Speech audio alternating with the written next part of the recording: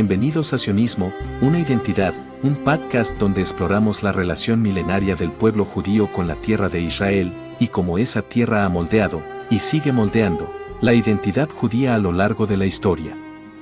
En este episodio hablaremos de la primera Aliyá, una etapa clave pero frecuentemente olvidada del proceso de retorno del pueblo judío a su tierra ancestral. Aunque el nombre de Theodor Herzl suele ocupar el lugar más visible en la historia del sionismo, la primera Aliyá ocurrió más de una década antes de que Herzl convocara el Congreso Sionista de Basilea. Fue protagonizada por pioneros profundamente idealistas, muchos de ellos religiosos y tradicionales, que enfrentaron condiciones extremadamente adversas. Sin ellos, no habría habido infraestructura, experiencia ni continuidad suficiente para sostener el renacimiento nacional judío en el siglo XX. El término hebreo Aliyá, que literalmente significa ascenso, tiene profundas raíces en la tradición judía. Desde la antigüedad, hacer Aliyá era subir a Jerusalén, al templo, en las festividades. En la era moderna, el término adquirió una connotación nacional y demográfica, regresar a vivir a la tierra de Israel. Es una palabra que refleja no solo el movimiento físico de emigrar, sino el acto espiritual de elevarse, de reconectarse con la historia y el destino del pueblo judío. A finales del siglo XIX, la situación de las comunidades judías en Europa Oriental, especialmente en el Imperio ruso, era desesperada. Después del asesinato del zar Alejandro II en 1881, una oleada de pogromos antijudíos se desató en decenas de poblados rusos y ucranianos. Estos ataques, conocidos como los pogromos de 1881 a 1884, fueron brutales y marcaron el fin de cualquier ilusión de asimilación o seguridad. Además, el régimen zarista impuso una serie de leyes antijudías, conocidas como las leyes de Mayo, que restringían la residencia, el acceso a la educación y la participación económica de los judíos. En paralelo, la crisis agraria y la pobreza estructural obligaban a millones a buscar alternativas fuera del imperio. En este contexto surgieron los primeros movimientos proto-sionistas. El más conocido fue Jovevet Zion, o Amantes de Sión, una red de grupos locales que promovían el regreso a la tierra de Israel como respuesta a la persecución, pero también como cumplimiento del sueño ancestral de redención. Algunos de sus miembros fundaron en 1882 el grupo Bilu, siglas hebreas de una frase de Isaías que dice: Casa de Jacob, venid y caminemos. Aunque Bilu fue numéricamente pequeño, su importancia simbólica fue enorme, representaban un retorno activo, decidido, a la tierra, no como refugiados, sino como constructores. Entre 1882 y 1903, llegaron a la tierra de Israel entre 25.000 y 30.000 judíos, en lo que se conoce como la primera Aliyá. La mayoría venía del Imperio ruso y de Rumanía. También se produjo durante estos años una inmigración paralela desde Yemen, motivada por razones religiosas y escatológicas. Muchos judíos yemenitas creían que la llegada de judíos europeos a Sion era un signo mesiánico y decidieron unirse al proceso. Estos inmigrantes yemenitas solían ser más pobres, pero también más adaptables al clima, y formaron parte esencial de los primeros asentamientos. Las motivaciones de los pioneros de la primera Aliyá eran múltiples. Muchos huían de la persecución y la pobreza, pero no todos actuaban por necesidad. Algunos provenían de clases medias urbanas y tenían una motivación espiritual profunda. Veían el regreso a Eretz Israel como el cumplimiento de una profecía o como una forma de reconstruir la identidad judía en su propio suelo.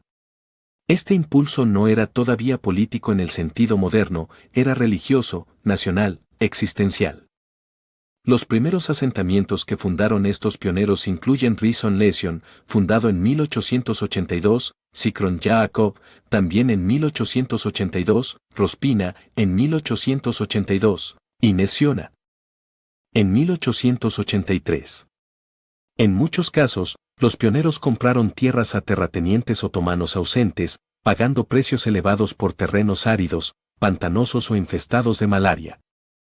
En otros casos, se asentaron en zonas que ya tenían presencia judía anterior, como Petah Tikva, fundada originalmente en 1878 pero restablecida en esta etapa. Las condiciones eran extremadamente duras. Muchos de estos pioneros no tenían experiencia agrícola. Algunos eran artesanos, comerciantes o estudiantes que se enfrentaron a un clima hostil, escasez de agua, falta de infraestructura y brotes de malaria y otras enfermedades. La tasa de mortalidad era alta. La frustración era común. Algunos regresaron a Europa. Otros se quedaron, pero en condiciones miserables. En este punto aparece una figura crucial, el barón Edmond de Rothschild, miembro de la rama francesa de la familia Rothschild, banquero y filántropo. A partir de 1883 comenzó a financiar varios de los asentamientos en dificultades.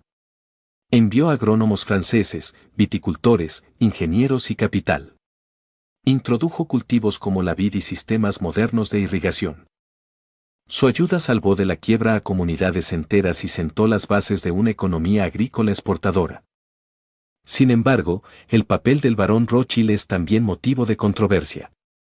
Su intervención no fue meramente filantrópica, impuso un modelo de administración centralizada en el que sus emisarios tomaban decisiones sobre los cultivos, la distribución de tierras, el presupuesto y la organización social. Esto provocó tensiones con los pioneros, que aspiraban a una vida autónoma y autogestionada. Algunos se sintieron infantilizados, reducidos a empleados o vasallos.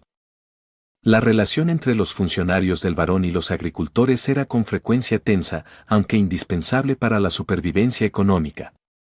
Las dificultades materiales se combinaban con un desarraigo cultural, la lengua hablada era mayormente el yidis, el hebreo todavía era un idioma litúrgico.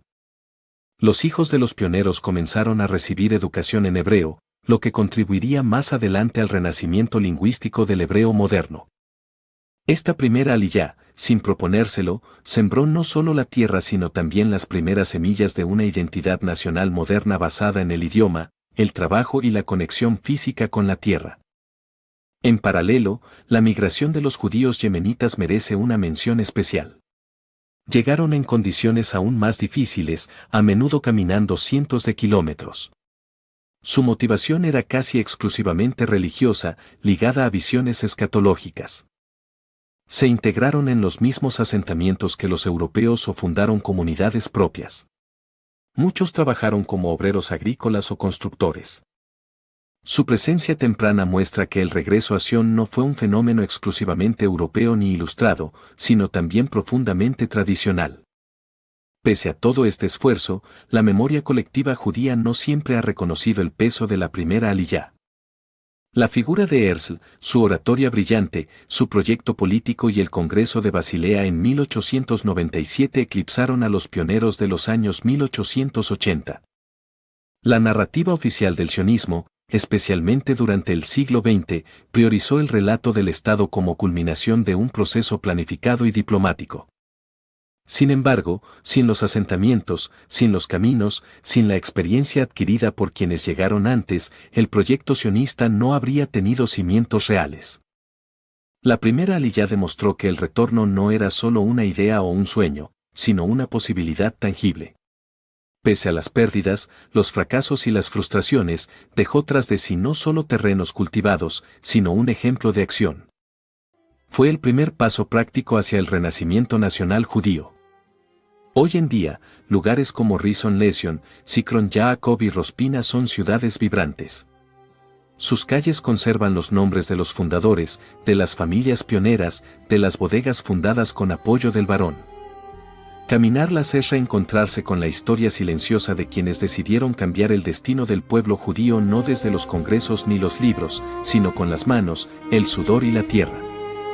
Gracias por acompañarnos en este episodio de Sionismo, una identidad.